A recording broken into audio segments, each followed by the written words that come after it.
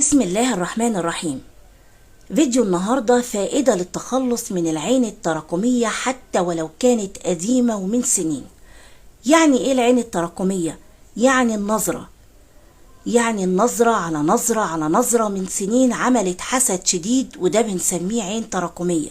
الحسد ده اتسبب دايما في امور تعطيل، زي امور تعطيل في الرزق او الزواج او الذرية، عمل عكوسات في حياتك. دايما على طول عندك مشاكل في وظيفتك، في امور زواجك، في الذرية. ده كله ممكن يكون بسبب الحسد. مش بس السحر اللي بيوقف المستقبل والحياة والدنيا، لا، الحسد والعين بيكونوا اشد كمان من السحر. علشان كده هقول لكم دلوقتي على فائدة بأمر الله تعالى، هي علاج للعين التراكمية حتى ولو كانت قديمة. أهم حاجة وأهم شرط هو المواظبة على الصلاة. أي فائدة بالقرآن الكريم لازم نكون مواظبين على الصلاة، وكمان أذكار الصباح والمساء.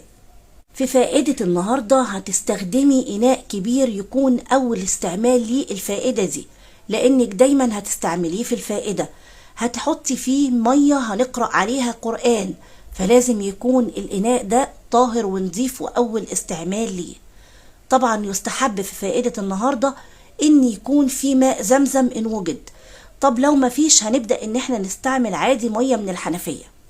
المية اللي هتجيبيها تكفي ل5 صلوات اليوم، صلاة الظهر والعصر والمغرب والعشاء والفجر. هتحطي فيها بعض من قطرات ماء الورد اللي من العطار مش من التجميلية، لانك هتشربي من المية.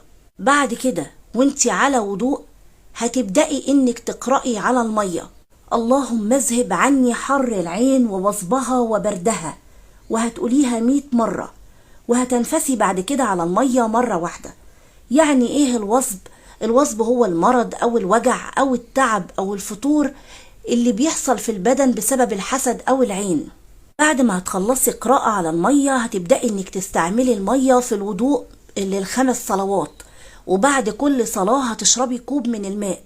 طبعا هتجددي القراءة دي كل يوم على مية جديدة.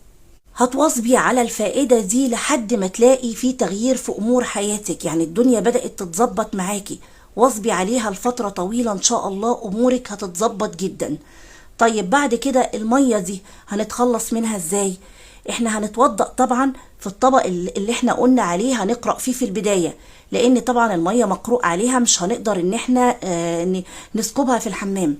بعد ما هنخلص المية هنستعملها في ايه او هنوديها فين؟ على في اي شجر، اي زرع، اي حاجة تكون مكان طاهر ندلق عليها المية، لان طبعا مقروء عليها.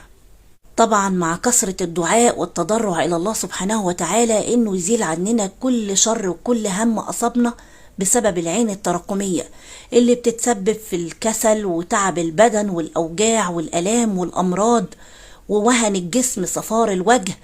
حاجات كتير جدا ممكن تسببها العين التراكمية. مع المواظبة الامور هتبدأ انها تتحسن. بكده خلصت فائدة النهاردة. انتظروني بأمر الله تعالى في الفائدة القادمة.